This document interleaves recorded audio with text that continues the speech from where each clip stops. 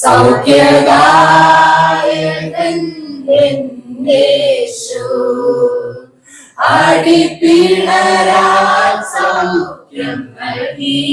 സമയത്ത് വയ്യാതിരിക്കുന്ന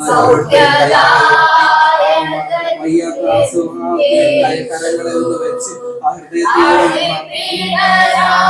സൗഖ്യം നൽകി. ആശ്രയം നീ എന്റെ നാഥാ, ഇത്ര മാധുര്യം ജീവിതത്തിൽ. ആശ്രയം നീ എന്റെ നാഥാ, എത്ര മാധുര്യം ജീവിതത്തിൽ. ഒരുമിച്ച് 20-ാം വാക്യം. മകനെ, നിന്റെ അപ്പന്റെ കൽപ്പന പ്രമാണിക്കുക, അമ്മയുടെ ഉപദേശം ഉപേക്ഷിക്കുകയും വേണം. അവിടെ പറയുന്നത് അപ്പന്റെ കൽപ്പന പ്രമാണിക്കുക, അല്ലെ? ഈ ഭൂമിയിൽ നമ്മുടെ അപ്പൻ നമുക്ക് ഒരു കൽപ്പന തന്നിട്ട് കുറെ നാളത്തേക്ക് പുറത്തു പോയിട്ട് തിരിച്ചു വരുമ്പോൾ ആ അപ്പന്റെ കൽപ്പന നമ്മൾ പ്രമാണിക്കണമെങ്കിൽ നമ്മൾ എന്ത് ചെയ്യണം? നമ്മുടെ ഹൃദയത്തിൽ അത് വേണം. അടുത്ത വാക്ക് ഇങ്ങനെ പറയുന്നു, അത് എല്ലായ്പ്പോഴും നിന്റെ ഹൃദയത്തോട് ബന്ധിച്ചു.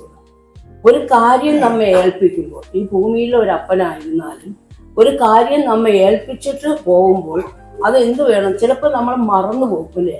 മറന്നു പോകാതിരിക്കാൻ നമ്മൾ എഴുതി വെക്കും.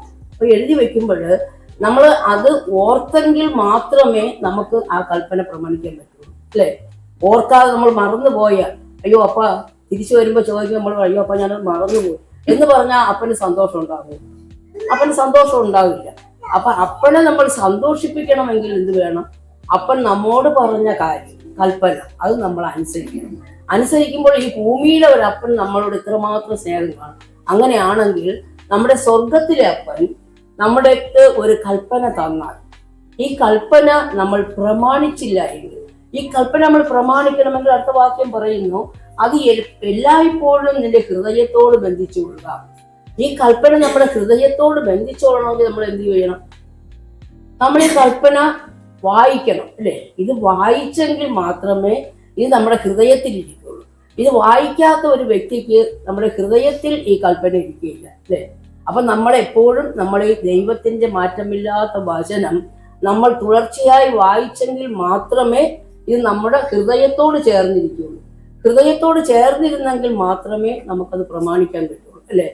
അപ്പൊ ഹൃദയത്തോട് നമ്മൾ ദൈവവചനം വായിക്കുമ്പോൾ അത് നമ്മുടെ ഹൃദയത്തിനകത്ത്, ആഴത്തിൽ നമ്മുടെ ഹൃദയത്തിനകത്തിരിക്കുകയാണെങ്കിൽ അത് നമ്മൾ ഓരോ ദിവസവും, അടുത്ത വാക്യം പറഞ്ഞെങ്കിൽ, നീ നടക്കുമ്പോൾ അത് നിനക്ക് വഴി കാണിക്കും, നീ ഉറങ്ങുമ്പോൾ അത് നിന്നെ കാക്കും, നീ ഉണരുമ്പോൾ അത് നിന്നോട് സംസാരിക്കും. സങ്കീർത്തനം 119:105 ഇങ്ങനെ പറയുന്നു, നിന്റെ വചനം എന്റെ കാലിന് ദീപവും എന്റെ പാതയ്ക്ക് പ്രകാശവുമാണ്.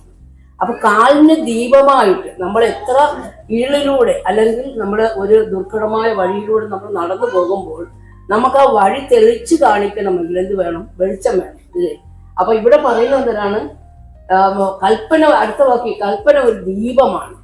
അപ്പൊ ഈ ഹൃദയത്തിൽ നമ്മൾ ദൈവത്തിന്റെ കൽപ്പനയെ സൂക്ഷിച്ചാൽ നമ്മൾക്ക് അതൊരു വഴികാട്ടിയായിട്ട് നമ്മൾ നടക്കുന്ന വഴി, നമ്മെ ചൊവ്വയുള്ള പാതയിലേക്ക് ഈ ദൈവവചനം നമ്മെ നടത്തും. അപ്പൊ ഉപദേശം ഒരു വെളിച്ചമാകുന്നു. അപ്പൊ നമ്മളെ ഈ ഹൃദയത്തിൽ നമ്മൾ കൽപ്പന സൂക്ഷിക്കുമ്പോൾ ഉണ്ടാകുന്നത് അറിയാമോ?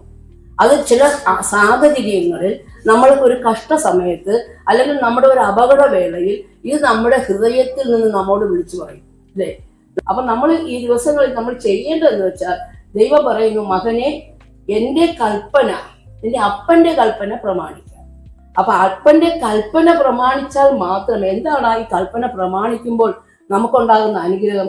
24-ാമത്തെ വാക്യത്തിൽ ഇങ്ങനെ പറയുന്നു, അവർ ദുഷ്ട സ്ത്രീയുടെ വശീകരണത്തിൽ നിന്നും പരസ്ത്രീയുടെ ചക്രവാക്കുകളിൽ നിന്നും രക്ഷിക്കും, അല്ലെ? അപ്പൊ ഈ ദുഷ്ട ലോകത്താണ് നമ്മൾ ജീവിക്കുന്നത്, അല്ലെ? പലതരത്തിലുള്ള മനുഷ്യരുണ്ട്, അല്ലെ? പല സാഹചര്യങ്ങൾ നമ്മൾ പോകുന്ന ഇടങ്ങളിൽ നമ്മൾ കാണും.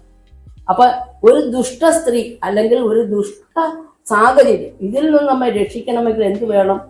കർത്താവിന്റെ വചനം നമ്മുടെ ഹൃദയത്തിൽ സംഗ്രഹിക്കണം, അല്ലെ? ആർക്ക് വേണ്ടിയാണ് നമ്മൾ ഹൃദയത്തിൽ ഈ വചനം സംഗ്രഹിക്കണമെന്ന് ദൈവത്തിന് വചനം പറയുന്നത്? അത് നമുക്ക് വേണ്ടി തന്നെയല്ലേ? എന്ന് വെച്ചാൽ ഒരു ദുഷ്ട സ്ത്രീ, ഇപ്പൊ അധ്വാനിച്ച് കഷ്ടപ്പെട്ട് പണമുണ്ടാക്കി ഒരു പുരുഷൻ അവൻ വീട്ടിൽ വരുന്ന വഴിക്ക് ഒരു ദുഷ്ട സ്ത്രീ വശീകരിച്ച് കയ്യിലിരിക്കുന്ന പണം മൊത്തം കൊണ്ടുപോയാൽ എങ്ങനെ ഇരിക്കും?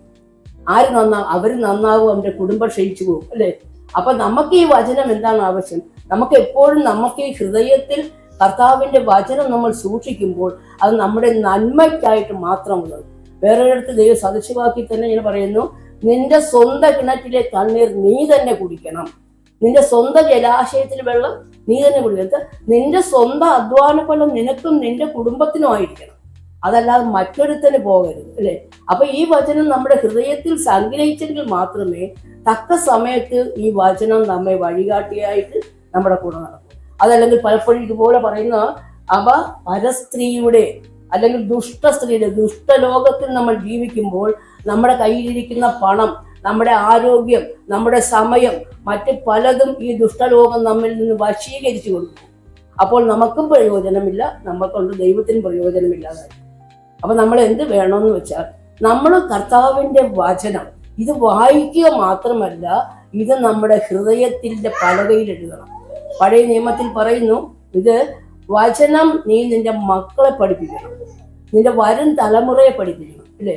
ഒരു അപ്പനും അമ്മയും മക്കളെ ഈ തിരുവചനം പഠിപ്പിക്കണം. പഠിപ്പിച്ചില്ല എങ്കിൽ ഭാവിയിൽ അവര് നശിച്ചു പോയാൽ ആർക്കാണ് ദോഷം? ആ അപ്പനും അമ്മയ്ക്കും ഉണ്ടാകുന്ന ദോഷത്തെക്കാൾ വേറെ ആർക്കും ഉണ്ടാവില്ല അല്ലേ? അപ്പൊ ഈ തിരുവചനം നമ്മുടെ ഹൃദയത്തിൽ നമ്മൾ സൂക്ഷിച്ചെങ്കിൽ മാത്രമേ നമ്മൾ വഴിതെറ്റി പോകാതിരിക്കൂ. അതല്ലെങ്കിൽ നമ്മൾ ഇതുപോലെയുള്ള ദുഷ്ട സ്ത്രീയുടെ വശത്തു നിന്ന് ആയി പോകാതിരിക്കുകയുള്ളൂ. നമ്മുടെ അധ്വാന ഫലം, നമ്മുടെ സമയം, നമ്മുടെ ആരോഗ്യം, ഇതൊക്കെ നമ്മൾ അന്യർക്ക് കൊടുക്കാതെ അത് നമുക്കും നമ്മുടെ കുടുംബത്തിനും മാത്രം ഉപകരിക്കണമെങ്കിൽ എന്ത് വേണം? തിരുവചനം നമ്മുടെ ഹൃദയത്തിന്റെ പലകയിൽ എഴുതണം.